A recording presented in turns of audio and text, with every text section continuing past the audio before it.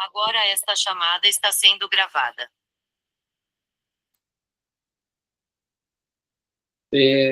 Pode dar início. Om Namo Bhagavate Vasudevaya.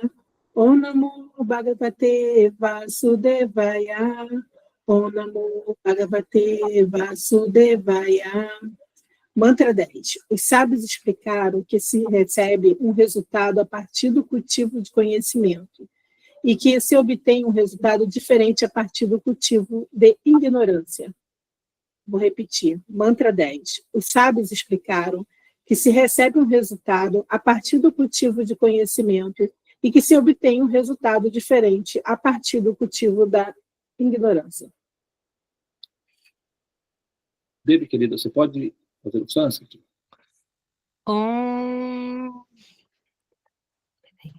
Anyat evahur vidyaya, nyat ahur avidyaya, iti shushrum dhiranam yenasta vichachakshire.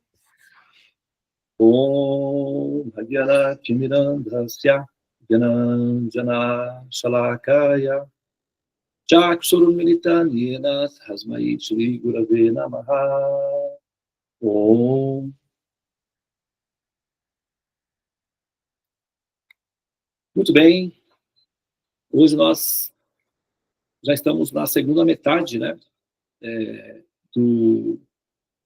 da nosso estudo aí desse texto milenar, sagrado.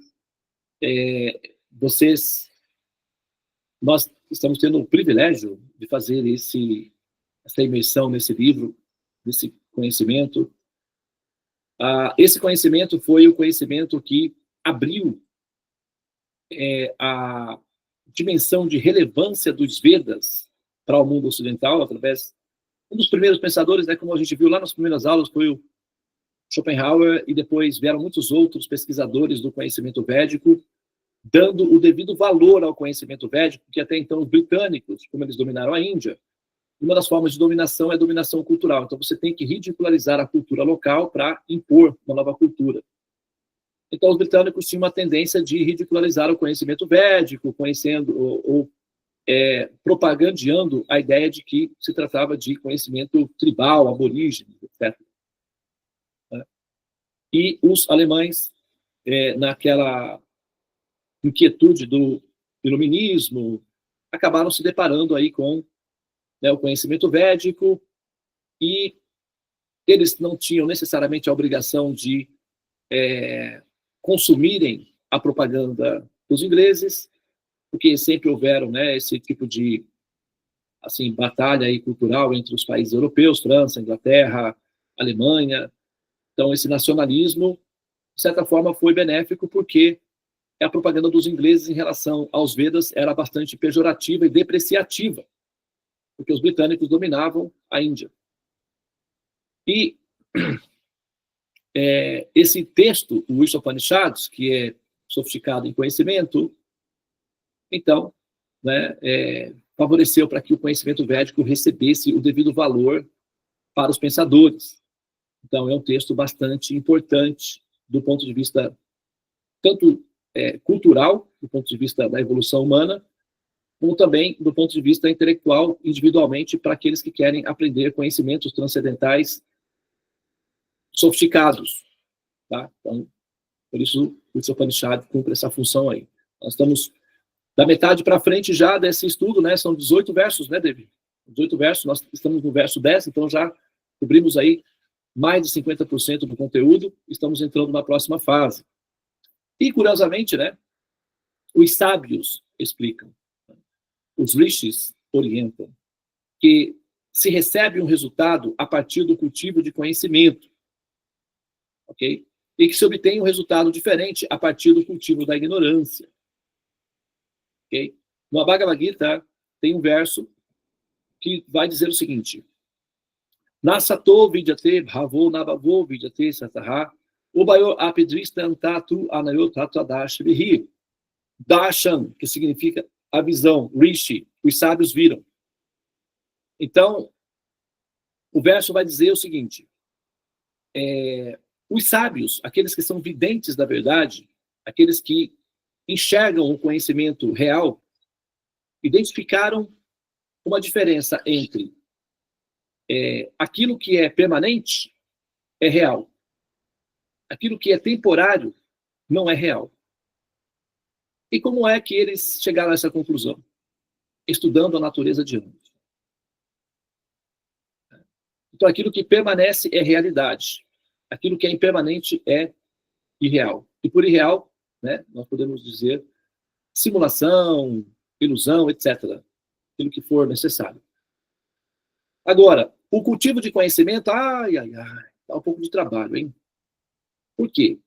Porque um dos problemas principais de sair por aí, né, em busca de conhecimento, é que, eventualmente, a gente se depara com eles. A nossa expectativa, de fato, não é obter conhecimento para além da nossa expectativa. É só obter conhecimento para nos tornar mais confortáveis nas celas onde nós vivemos, que são os corpos que é oferecido pelo governo para concessão de utilização numa média atual de 70 a 100 anos. Inclusive, recentemente, tem um cearense brasileiro que foi reconhecido pelo Guinness Book, né? O pessoal que reorganiza isso daí, como o homem mais velho do mundo. Eu nem sei, ele tem mais de 100 anos. Mas ele não passa muito disso, não. 120 é o máximo possível. E depois, o equipamento deve ser devolvido, né, ao governo, as informações do equipamento. Porque o equipamento sofre mutações de corpo, desde o corpo lá primordial, né, que é um corpo de o corpinho do zigoto, né, do espermatozoide, vai se transformando, um girinozinho, né, vai assumir diferentes formas, até então alcançar o apogeu da entropia, que é o que nós chamamos de morte, ou a desintegração do corpo. As informações sobre o corpo, que são as informações técnicas que geram o corpo, são preservadas. Essas não sofrem mutação e nem decadência.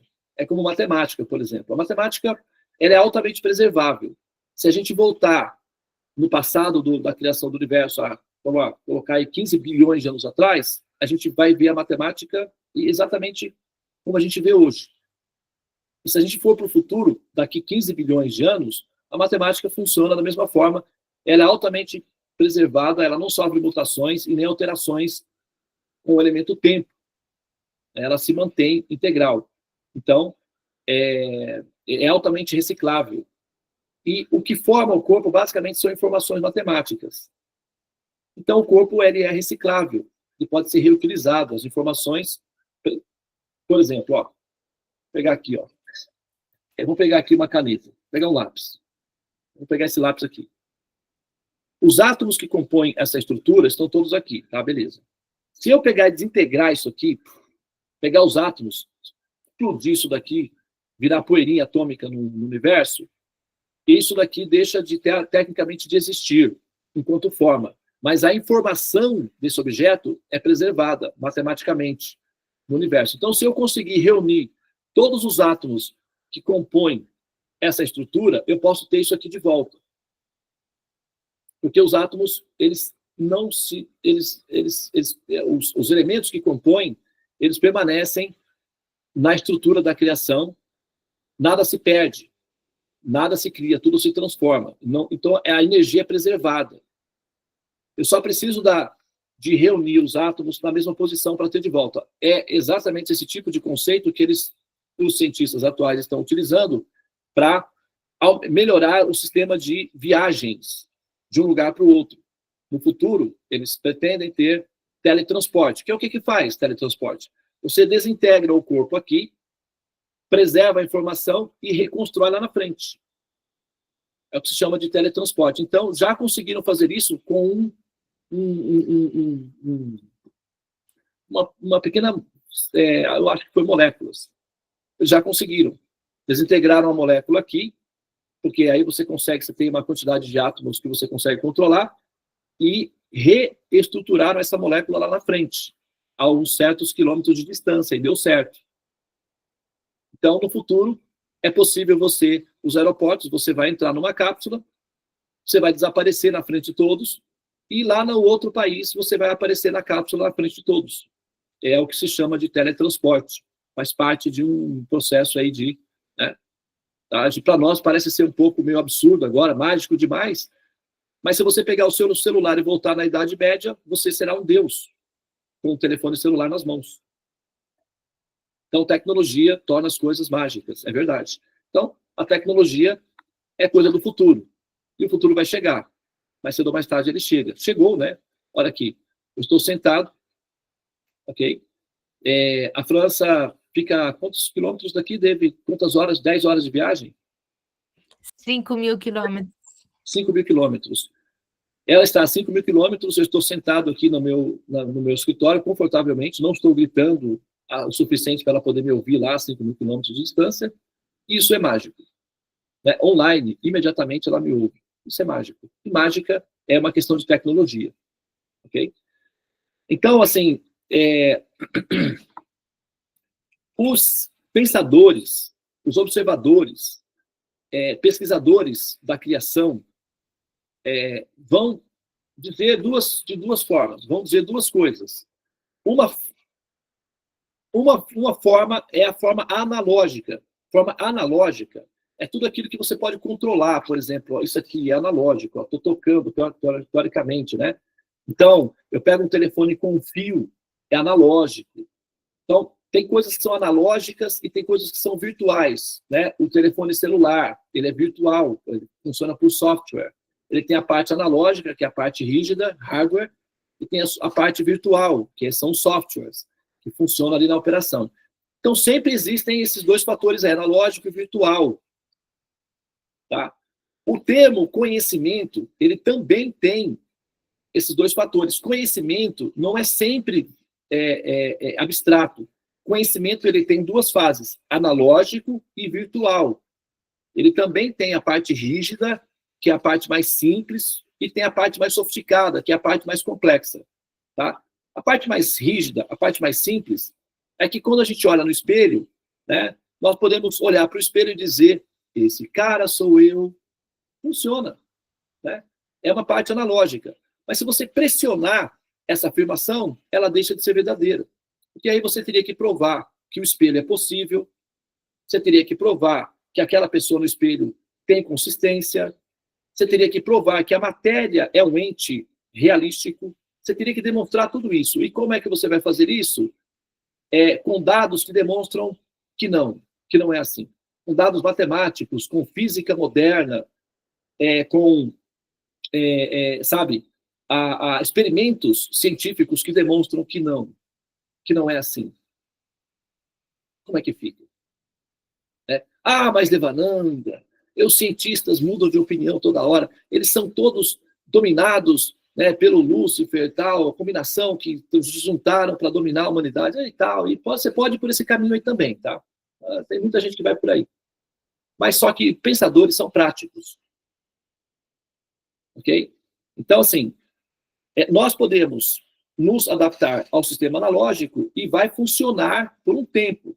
Enquanto o nosso processador, a nossa exigência de compreensão for simples, tudo bem, a gente reza, vai na igreja, faz o ritual e tal, e ufa, estou bem, protegida, ok. Porém, se a inteligência for um pouco mais exigente, aí o sistema analógico dá problema. Não funciona. Mas, por exemplo, se você usa o telefone só para falar com os filhos, ou só para fazer o pedido, né, na farmácia, você não precisa de um celular. Um telefone com fio já funciona. Você liga, olá e tal, já resolve. Agora, se você quer ver a pessoa online, aí você já não consegue mais um telefone analógico. Você vai precisar de um telefone digital, virtual. Você vai precisar de um software. Então, você não consegue realizar essa operação. Ok? É assim o conhecimento. Se a sua exigência é simples, né, mais simples, então dá para ser feliz também. Os sábios dizem que só 2 tipos de pessoas realmente são felizes nesse mundo: os absolutamente ignorantes e os absolutamente sábios. Os intermediários estão sempre em conflito existencial. O pensador Rousseau, Jean-Jacques Rousseau, né, o francês, já tinha entendido que era assim também. Ou se tem a sabedoria completa ou a ignorância total para ser feliz. O meio termo é angustiante. Então, o que ele criou? Como ele não tinha dados de informação que justificasse uma sabedoria completa, então ele não conseguiu ir para essa direção. Ele foi para outra direção. E a outra direção é a direção da ignorância absoluta. Então ele criou um conceito chamado o bom selvagem. Vocês procurarem lá o Rousseau, pensador Rousseau, e o bom selvagem. Então ele vai dizer o quê? Que é o que muita gente faz. Vai para a natureza, para a vida no campo, para se integrar, para ter paz de espírito. O que ele vai dizer? Quanto mais próximo da natureza, quanto mais próximo do biológico for a pessoa, quanto mais feliz ela vai ser. Por quê? Não vai ter as questões da crise existencial. Por exemplo, uma zebra da savana.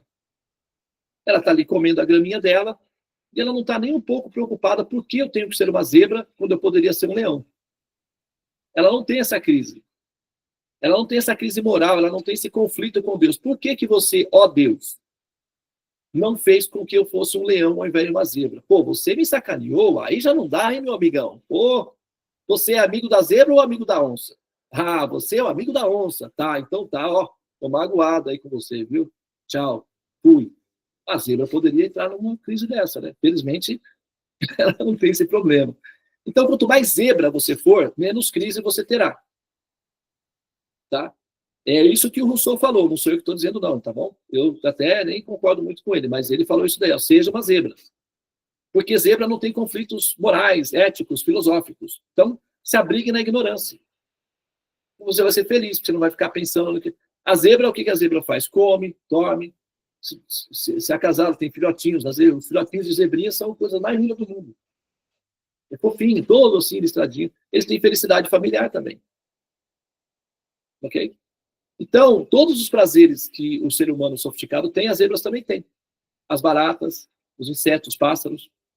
Então, só que a vantagem de ser um gato, tem gente que fala, eu gostaria de ser um gato.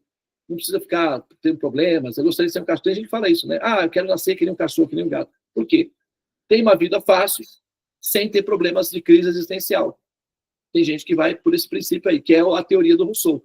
Vai para o biológico, que você vai ser feliz. Ou seja, suprima a sua capacidade inteligente, se torne um ser menos inteligente, e aí você vai ter paz de espírito, porque aí você não vai ter conflitos existenciais, você não vai ter que pensar.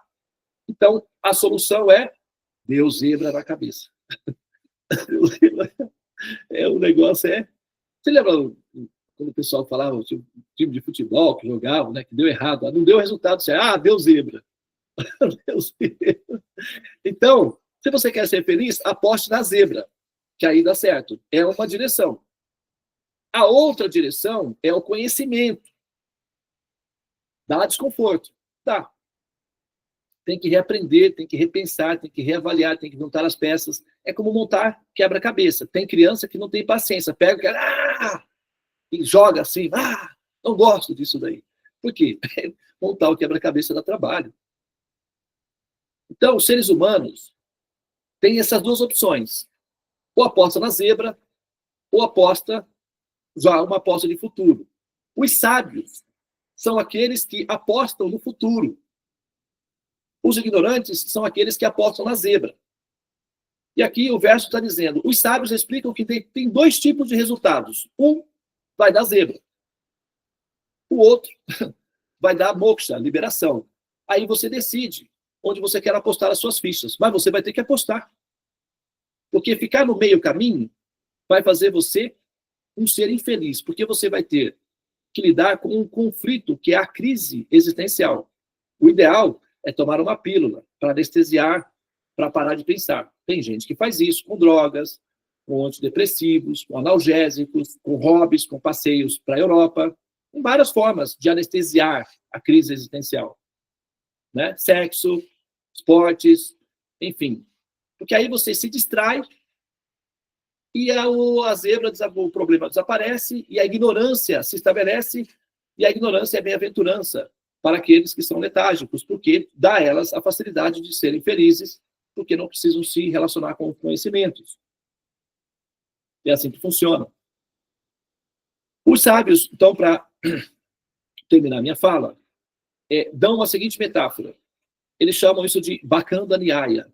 Bacanda Nyaya é que a pessoa persegue, né, um peixe falso. Então, eles observaram que os touros, né, andam no pasto. E tem um tipo de pássaro que come peixe. Então, o pássaro, então, ele confunde os testículos de um touro como se fossem peixes pulando na água. E o pássaro vai atrás do touro tentando esperar que o peixe caia fora do lago para poder alimentar-se. E a isso dá-se o nome de Bacanda Nyaya, ou a filosofia do peixe. Né? Então, tem pessoas que perseguem uma ilusão esperando dar um resultado produtivo. Dá o quê? Dá a zebra. Tá? Mas elas são felizes assim, andando atrás do touro. Né? E aí, vezes e mais vezes, são chamados os repetidos nascimentos e mortes. Há também aqueles que usam a técnica conhecida como a solução do coelho na floresta. Imagina a seguinte situação. O coelho está fugindo, okay, de uma raposa. O ambiente não tem segurança, ele não tem lugar para se esconder, ele não tem para onde ir, somente correr. A raposa corre mais rápido que ele, e o coelho, então, verifica que não há muito o que fazer, a não ser anestesiar-se para que o resultado dessa relação seja o menos doloroso possível para ele, para o coelho. Então, o que ele faz? Para de correr. Quando ele para de correr, ele se encolhe, parecendo uma bolinha, coloca as orelhinhas assim em cima, fecha os olhos, daí ele não vê mais o perigo. Relaxa o sistema nervoso central, diminui os ritmos cardíacos e se autoanestesia. Ele aplica uma anestesia sobre si. Então, ele adormece. E nesse estado de adormecimento, ele relaxa. Então, por ele relaxar e não ver mais o perigo, ele então se acomoda. E a raposa vem e o devora. Mas aí ele já está relaxadinho, menos mal, porque ele não vai se assustar. É assim que é a solução do coelho na floresta. Nós estamos fugindo da raposa, que são os dias e a noite, ou seja, a morte. E, para resolver esse assunto, o que nós fazemos? Hobbies, passeios na Europa, diversão familiar, álcool, drogas, esportes, distrações. Porque com isso nós não vemos mais o problema. E ao não ver o problema, nós anestesiamos a nossa existência desse problema. Então nós morremos confortavelmente, menos mal. É uma técnica relativamente inteligente numa situação de conflito. Procede, mas não resolve. É paliativo. Porque depois o ser renasce novamente, onde? Na floresta. E as raposas vivem na floresta. Então é sempre o mesmo resultado. O professor Einstein certa vez disse que aquela pessoa que insiste no mesmo erro, tentando obter resultados diferentes, está com problema. Vai ser complicado. E vai falar o que para essa pessoa? Vamos chamar para pescar, para distrair um pouco, mudar um pouco o paradigma, porque senão vai dar sempre naquele... Não tem muito o que fazer. A pessoa tem que mudar a técnica para dar resultados diferentes, senão o resultado é sempre o mesmo. Qual? Chama-se redundância no nosso contexto, né? Redundância.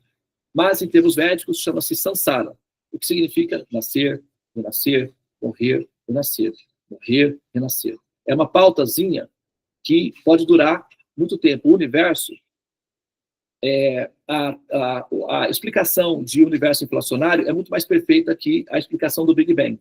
E a explicação de universo inflacionário é a explicação dos Vedas. Os Vedas explicam o universo como uma inflação. E na explicação de universo inflacionário, o universo é eterno. Então, imagina quanto tempo você pode nascer e renascer. Só que sempre tem raposas. Esse aqui é o problema. Então, os sábios explicam que se recebe um resultado a partir do cultivo de conhecimento. Qual? A ascensão, a liberação das misérias dos repetidos nascimentos e mortes. E se obtém outro resultado, diferente a partir do cultivo da ignorância. Qual? Bom, os espelhos podem ajudar, né, nessa resposta. Ou então, as savanas, onde existem as zebras. Se não resolver o espelho, ou não resolver as zebras na savana, o professor Rousseau pode ajudar com o bom selvagem. Mas o resultado é sempre o mesmo. Redundância e ignorância. Tá? Então a gente tem que apostar numa ideia diferente para obter resultados diferentes. Moksha significa liberação, parar de renascer e ascender, buscar a nossa intuição de viver de maneira plena, com felicidade plena, sem ansiedades, mas também sem ignorância, com conhecimento plenos. E essa realidade está disponível para os jogadores determinados, aqueles que são bipolares, letárgicos, ressentidos e, eventualmente, preferem participar de programas de governo para que você não tenha que se esforçar muito, num certo sentido, nesse sentido, que querem facilidades, podem acabar obtendo um resultado menos proporcional à sua capacidade enquanto alma, que é ascender ou transcender, não é? As pressões do renascimento contínuo. É para esse objetivo, é para esse norte, é para esse fim que o conhecimento védico é estabelecido. O conhecimento védico, ele não é funcional para ser meramente para funções religiosas, para vivermos a ideia da religião e nos sentirmos confortáveis ou anestesiados dentro desse mecanismo. O objetivo do conhecimento védico é que você tome a decisão final a qual você está destinado, qual? Ascender à transcendência e romper com a ligação perigosa dos repetidos nascimentos e mortes. Ok? Muito bem. Então, nós vamos pausar aqui. Muito obrigado pela atenção. Namastê. Hare Krishna, Krishna Krishna, Hare Hare. Hare Rama, Rama Rama, Hare Hare. Ó energia suprema, amor divina, ó Mahamantra, libertador do ser, desperta-me, eleva-me, envolve-me, protege-me. Hare Om, Shanti, Namastê, Om Tat Sat, Hare Krishna.